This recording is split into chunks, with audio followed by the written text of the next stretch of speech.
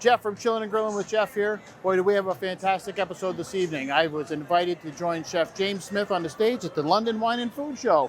We're going to do something a little bit different though. We're going to pair this great menu that we're going to prepare up on the barbecue with some fantastic whiskey. Join me as we head up on the stage and say hi to the chef.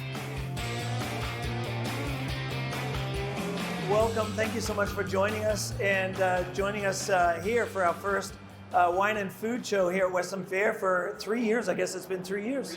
Yeah, so thank you for joining us, and it's going to be a great night. I'm Chef James Smith. I'm the Director of Agri-Food here at Western Fair, and tonight we have a really, really special guest, Jeff from Grilling and Chillin. Chillin and Grillin. Chilling and Grilling. You got to chill before you start grilling. Got to chill before you start grilling. I like it. So Thanks for inviting me here this evening, Chef. This is going to be a fantastic evening. We're not just going to do some grilling, we're definitely going to do some chilling, and I think you can tell by looking at the stage, this is the grilling portion, this is the chilling portion. We're going to give them equal time.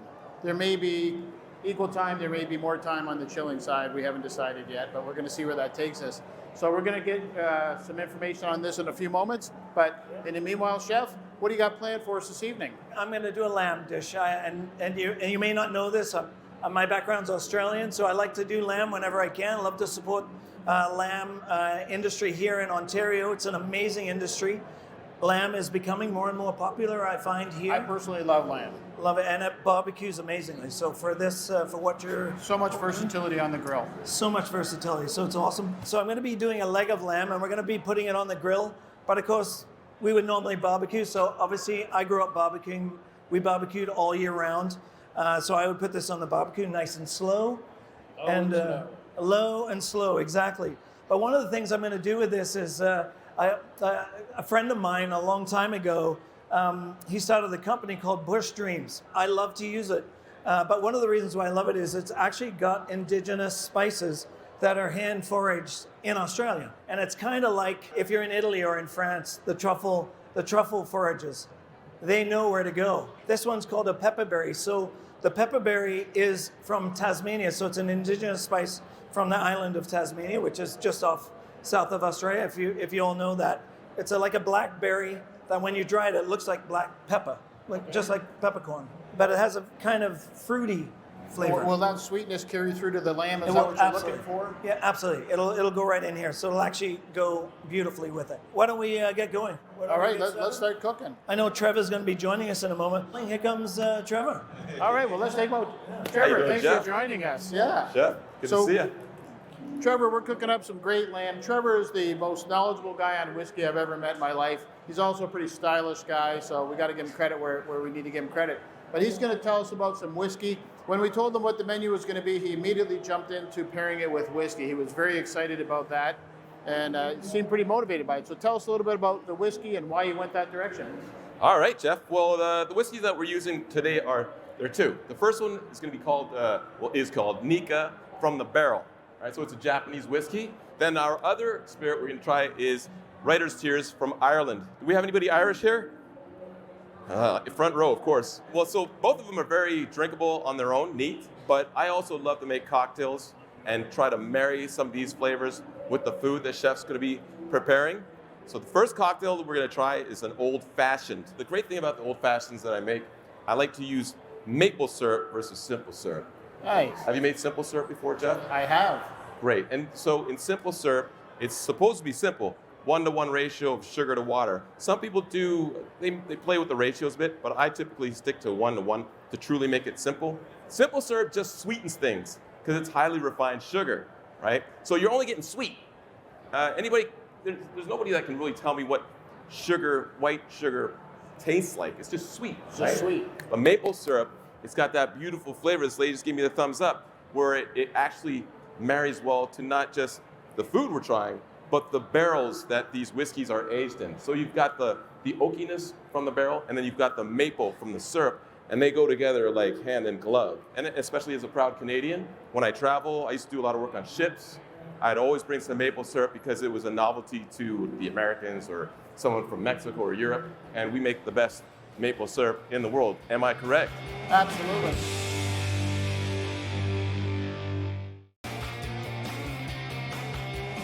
I'm getting more and more excited for the chilling portion, but I see our chef's ready to do some grilling over here. What did we just do here, Chef? I noticed you did a little bit of butchering. I did a little, so basically what I did was I butterflied this out. Okay. And then I took some of the big hunks of fat, but some of this silver, I call silver skin, but it's kind of like the tendon. So I just take some of that out so you get back to just the meat. You can make stocks and stuff like this. You don't have to waste it. And then use that in soups and stews. But ultimately, I've just rubbed this down with a little oil, lots of salt, lots of the rub. And then basically, I'm just going to put this right on here.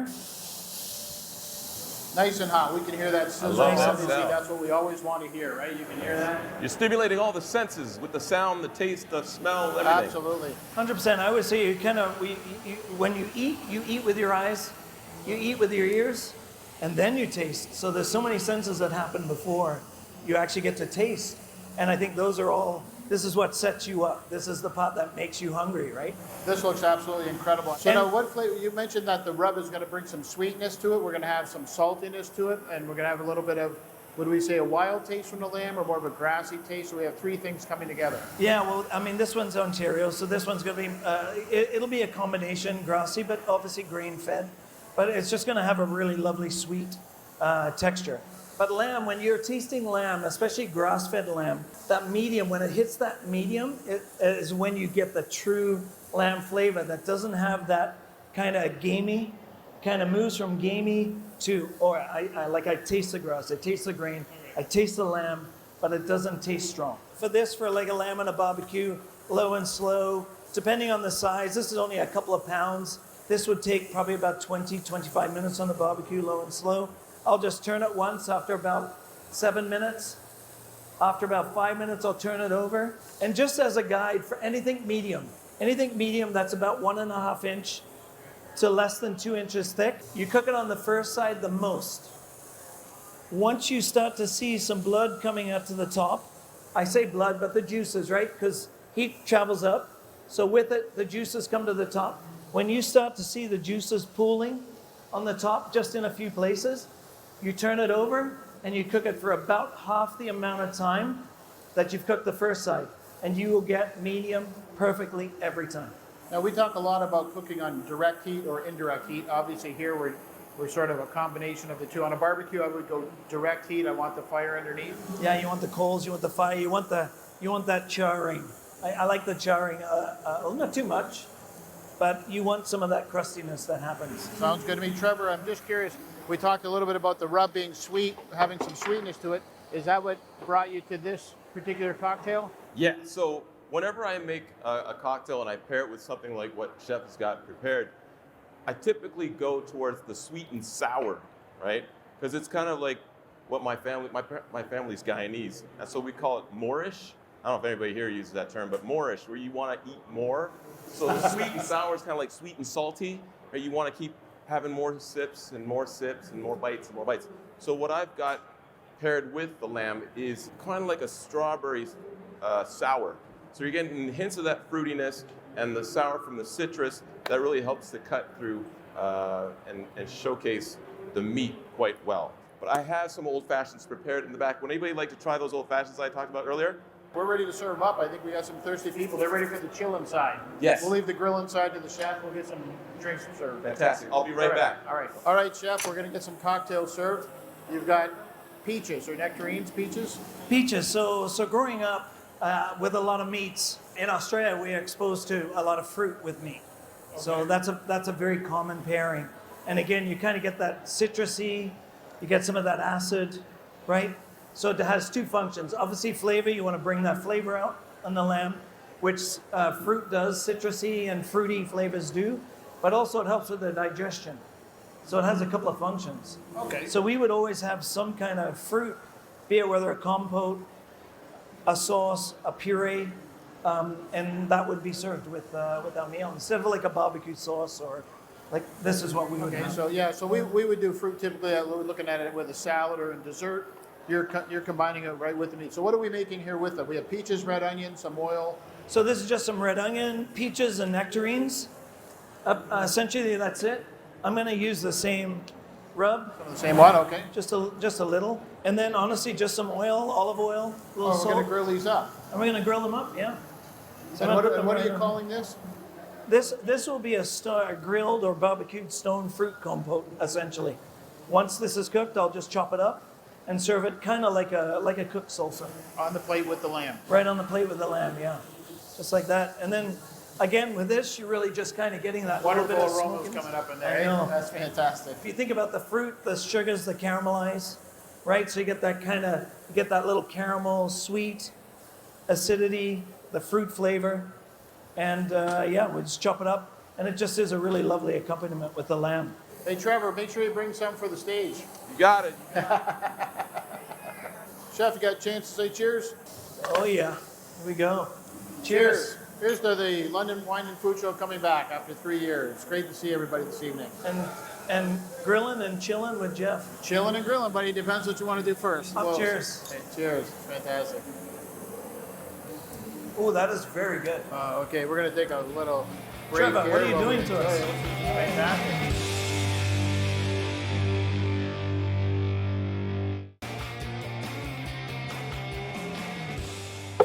I'll show you exactly how it's done. It's quite simple.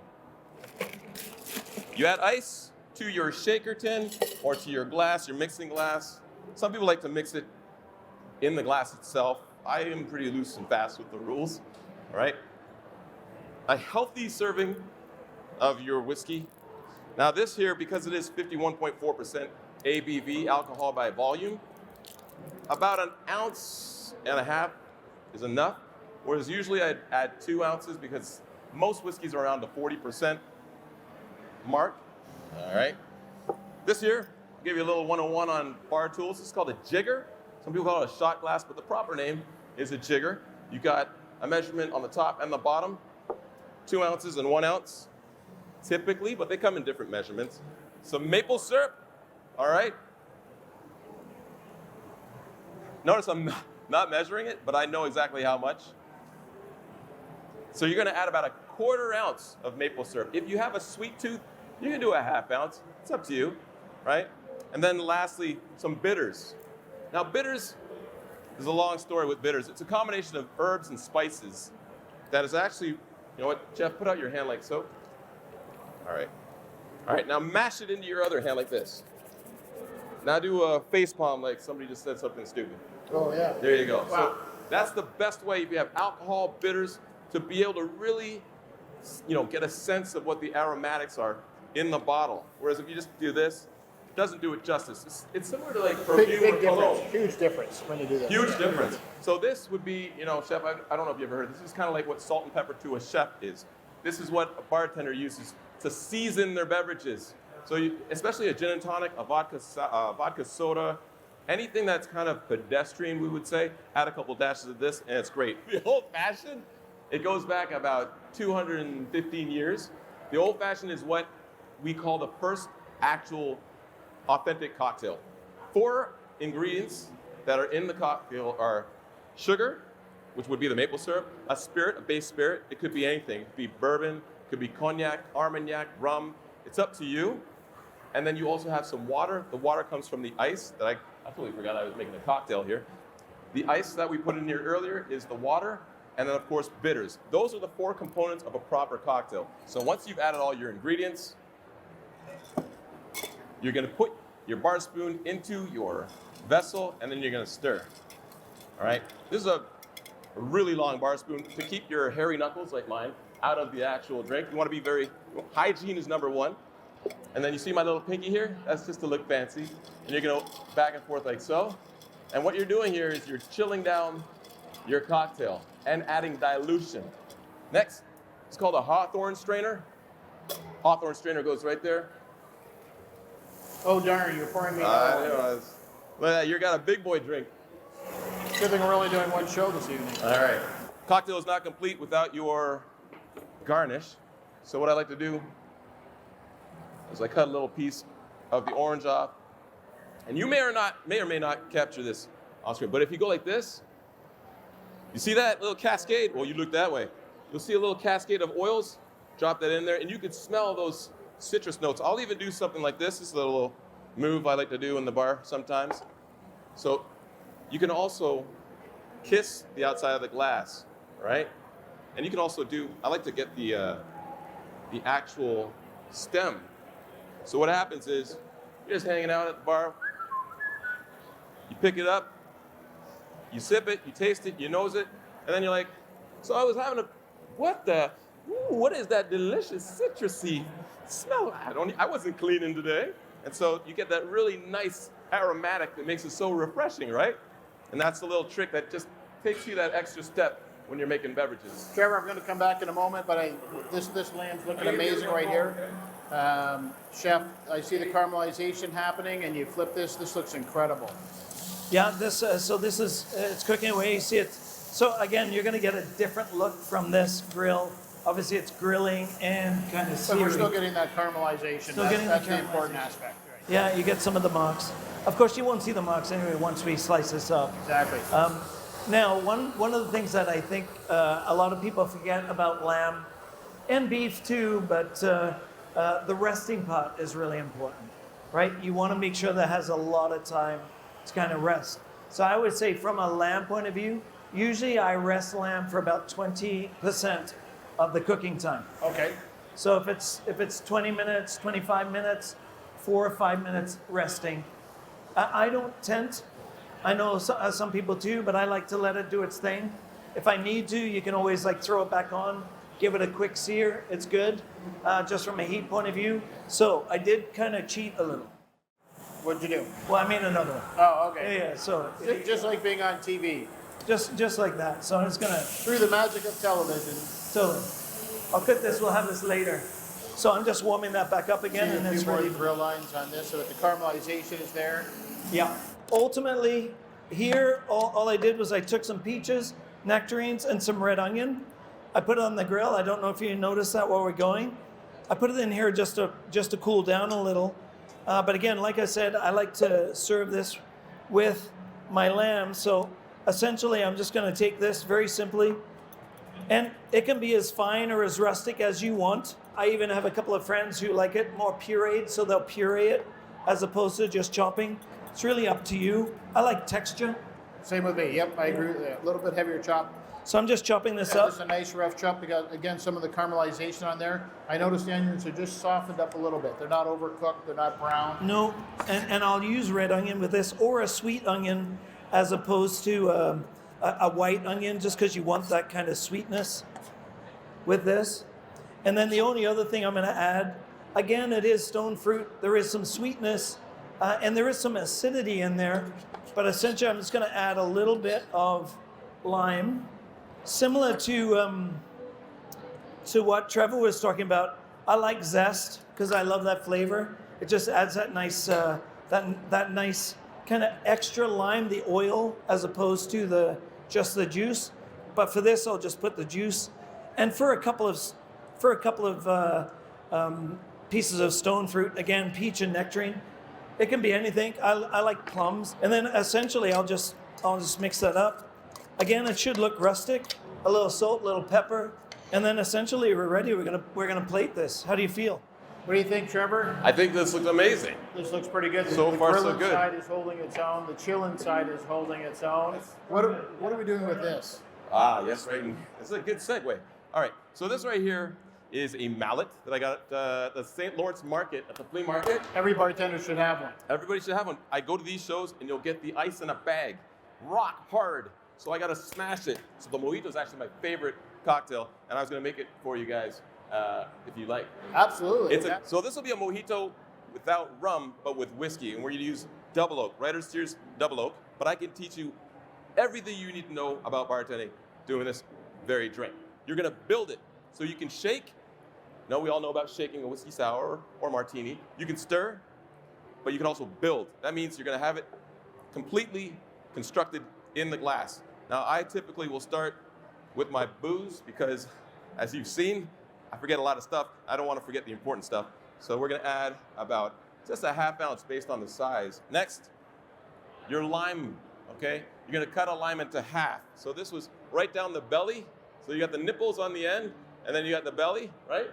That's the anatomy of citrus, all right? You're gonna get your citrus press, and then you're gonna squeeze fresh juice right into the glass. I love mint. I'm I protect my mint like I protect my 3 kids almost. It's kind of scary. And this is a pound of mint. And instead of muddling it, I'm very precious with the mint. I clap it in my hands. Some people, they just overpound the mint, and that releases chlorophyll, makes it bitter. I gotta add a little maple syrup, so we're gonna add a very gentle amount this time. Proceed with caution. Next, ice is key. So as I mentioned, crushed ice is ideal. So I'm gonna fill my glass, just like so. Next, we're gonna top it with club soda. So this is the shaft of the spoon, and so you're gonna put the top of your bar spoon over the opening of the bottle, and then you're gonna do this, Jeff. You're doing a spectacular job. Isn't that cool? I don't think I could do any better. I don't think I could do any better. So some bartenders, they like to do this for a show, but others say that it actually retains the carbonation, of the club soda. Now you want to give it a stir. The most underrated tool in your kit is the bar spoon. So it's important that you marry everything together. Just a couple of these, like that, and then you top it up with ice, and it'll look very photogenic. And you want it to look good at the bar because, as you mentioned earlier, Chef, you taste with your eyes, and then I'm always very generous with my mint garnish. All right? I will put a bouquet of mint on my cocktail so that when you go in for your first sip, you get a nice nosing of the mint. So I don't have to work, but I consider this part of my job. Yes. It's my favorite cocktail. Wow, the mint. Oh my. The mint makes a difference. Again, it's about being refreshing. Spectacular. Right? Listen, it's a rough job, but somebody's got to do it.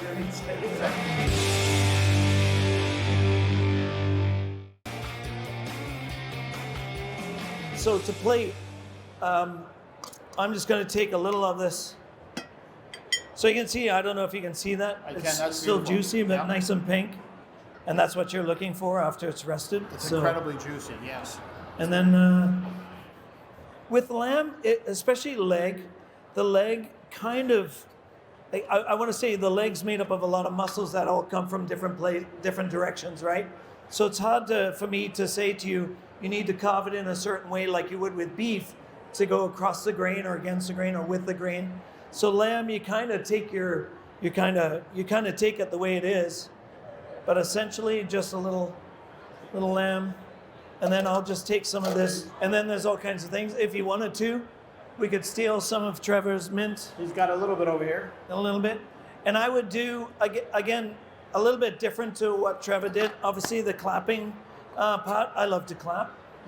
But I would do what's called chiffonade. So basically put the leaves together. And you want a nice sharp knife with this. And basically this will do that pure mint flavor right over it. And there you go. Wow, that looks spectacular. Just like that looks that. incredible. Look at the juice. That lamb is incredibly juicy. And that's the resting. The resting part's really, really important. I think that's especially something with that lamb. we talk a lot about that on the show, and I think a lot of people that are home cooks miss that sort of resting aspect of the meal. That is such a critical portion. What would we name this? Pepperberry spice rubbed and barbecued lamb leg with a stone fruit, barbecue grilled stone fruit combo. Looks great. Enjoy the lamb, Chef. Thanks so much. It was fantastic. Pleasure. I love Chillin and Grillin. Thank you so much, Jeff. Thank you. Thanks Cheers. for joining us, folks. Cheers, everyone.